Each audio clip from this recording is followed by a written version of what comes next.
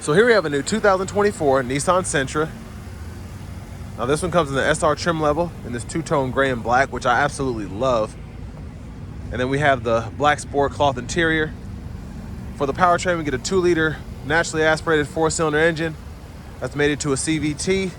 Gets us 149 horsepower, 145 pound-feet of torque. But as we come around to the front end here, I like how this has almost like a similar styling to those new Versas. I feel like it just got a slight upgrade in the face, but it looks fantastic. LED headlamps, just a nice, clean look there. Love that. Down here to the wheels, we get these new 18-inch alloy wheels, which look really good. Love that design. Now, passive keyless entry on the front doors. And then one-touch automatic up and down window, and the other 3 windows are just regular power windows, power door locks, power mirrors, rear window lock. Eco mode can be toggled there, trunk release, gas cap, hood, foot pedal brake, which is interesting. I would have expected an electronic one. But then we can tilt and telescope our steering wheel here. And then, sorry it's getting dark, but 6-way manual driver's seat there. I like this too. But I have that seat up front adjusted for someone of my size, being 6'3" with longer legs. Before we get to the back, big shout out to John Roberts Nissan for allowing me to review this car today. I'll leave a link below in the description, and y'all can pause anywhere you need to take a better look at the window sticker. But this one is $26,245. A big chunk of that price is a $645 option for this paint, which I highly recommend. It's stunning, it really is. Well, let's go ahead and check out this rear seat room. Might have to turn these lights on while I'm back here. But not the best leg room. It's a Sentra. Surprisingly, my hair is barely touching the headliner there. But rear seat pocket there. USB-A ports down there. It just got dark out of nowhere. And then bottle holders are right there. Let's go ahead and turn these off and just get back outside.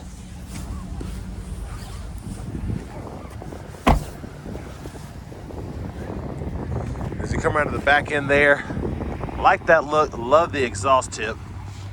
And then integrated rear parking sensors. Let's go ahead and pop the trunk. So decent sized space back here. Spare tires underneath there. Love the spoiler as well. It's subtle but sleek.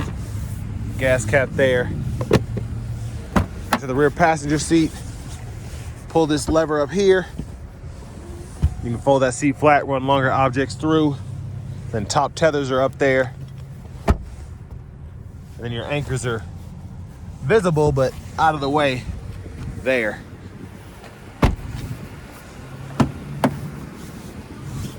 And then a 4-way manual front passenger seat.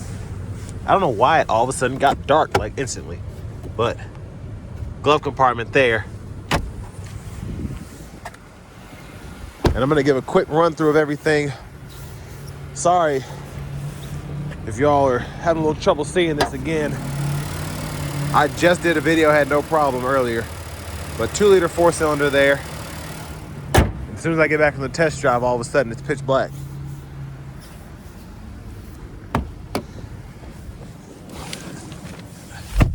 The steering wheel here. There's the horn there. Leather wrapped, feels good. Over here to the radio, this is an 8-inch screen, so we get AM, FM, XM, Bluetooth. We actually still have an aux input here. And then wired CarPlay and Android Auto there. Backup camera there, guidelines follow you as you turn the steering wheel. Volume knob can be adjusted. You can click to mute the audio, and then you can use this as a tune knob. Click that, and then you can use it as a scroll knob to adjust your levels for bass, treble, middle, balance, all of that. Hazard button is right there. We get dual zone automatic climate controls, which is great. And then we can turn the auto mode on there. Adjust fan speed to turn that off, and then 2-stage heated seats for the front. Now, I like how they put the auto stop button here. This is one of the few times I'm used to seeing auto stop in a Nissan vehicle. So that toggle is there if you want to turn that off. You have a USB-C, USB-A, and an aux input there.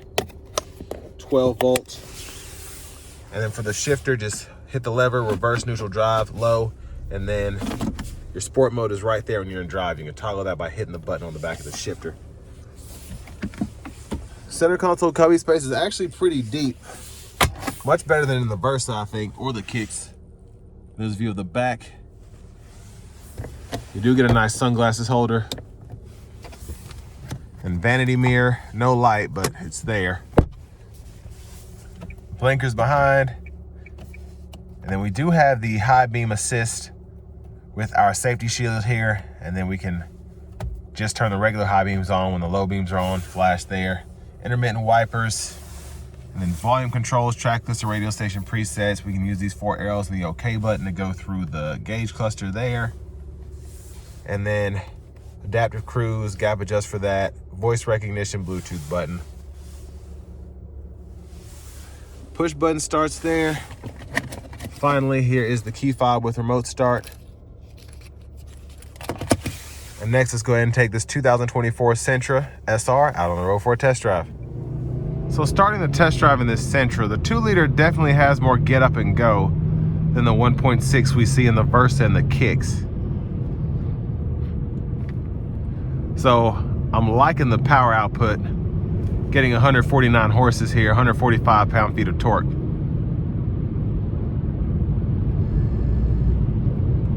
And then also just having this safety shield here, I like that we get the lane departure. Vibrates the steering wheel if I go out of the lines, that's nice. And then also just having the adaptive cruise on top of that. So I think for the price point, just all that you get here, pretty good deal, all things considered. But that's kind of where Nissan's market share shines, but also they make inexpensive cars that look really good. That's kind of how they've been since they introduced the CVT to the world. And even though it's not my favorite transmission, I do like the looks of these Nissans.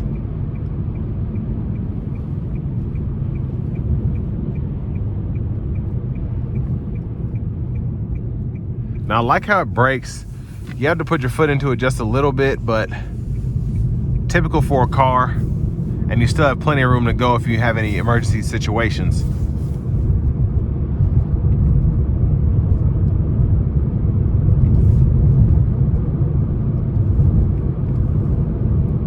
Now, I will say that this rides I think it rides a bit better than the Versa for me, but road noise I feel is a bit more prevalent just going on this rough back road that I'm used to taking. So it won't be this loud in most everyday situations, but if you do ever need to get a soft, cushy ride, these 18-inch alloys just kind of get in the way of that. But all things considered, I'd say it's about an 8 out of 10 in terms of just ride quality, road noise, everything put together so far. But the Sentras for me have always just been good cars for the money. And I feel like the Versa was just kind of for those who wanted something smaller, wanted something to save them a few dollars on their monthly payment, and something that was a bit more fuel efficient. But honestly, the Sentra is my favorite out of the Nissan lineup. You get 30 miles per gallon city, 38 highway with this 2-liter 4-cylinder, which is more than capable, I think, as opposed to the 1.6 that can feel a bit strained. The one thing I do wish I had is paddle shifters here. I feel like that would be a good place to have them would be in this SR Sentra, but unfortunately that's not the case. And I don't tend to like the sequential shifts where they're not actual shifts because it's a continuously variable transmission, but it does make the driving experience a bit more fun.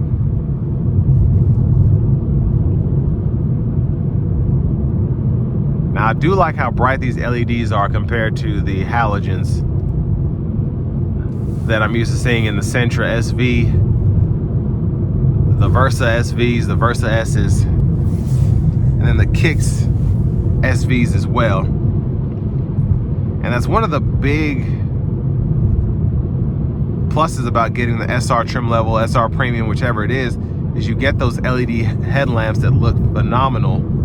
They just make the cars look totally different. I think that's why the SR, if it's not the best-selling trim, should be the best-selling trim for Nissan's Versas, Sentras, and Kicks.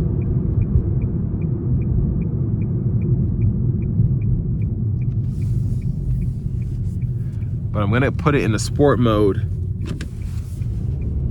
as we get on the interstate, and hopefully I'll be able to open it up. All right, we're gonna give it a bit of throttle here.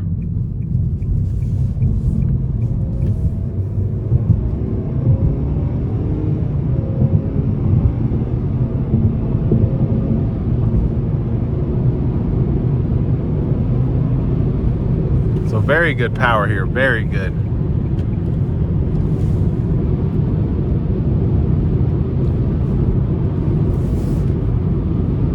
So I'm going to take it out of sport mode, put the eco on.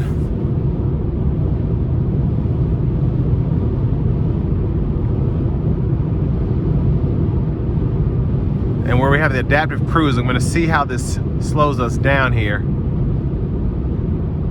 So still holding a speed, I have the gap set to 1, still holding a speed, slowly starting to slow down just a little bit.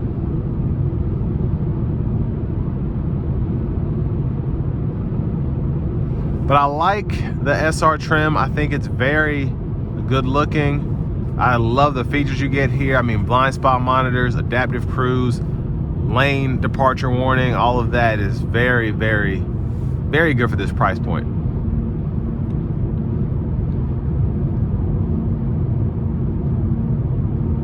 And I think if you are in the market for something like this, if you're looking at the Corolla, if you're looking at the Elantra,